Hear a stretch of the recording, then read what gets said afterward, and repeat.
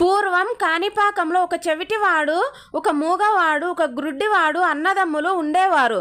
వారు వ్యవసాయం చేసుకుంటూ బ్రతికేవారు. ఒకసారి బావిలో నీళ్లు ఎండిపోయాయి. వ్యవసాయమే జీవనాధారంగా బ్రతుకుతూ ఉన్న వీళ్ళు ఎండిపోయిన బావిలోకి దిగి ఇంకా లోతుగా తవ్వాలి అని ప్రయత్నిస్తూ ఉండగా వినాయక విగ్రహం బయటపడింది. ఆ వినాయక విగ్రహానికి వీరు నమస్కారం చేయగా వీరి అంగవైకల్యాలు తొలగిపోయాయి. అప్పుడు వీరు ముగ్గురు రాజుగారి దగ్గరకు వెళ్లి జరిగినదంతా చెప్పారు.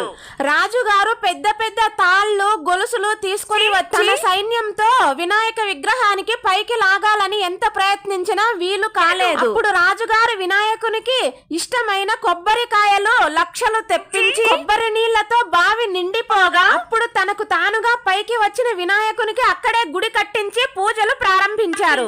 ప్రతిరోజు కొన్ని వేల మంది భక్తుల చేత పూజలు అందుకుంటూ ఉన్నాడు కాణిపాక వినాయక స్వామి.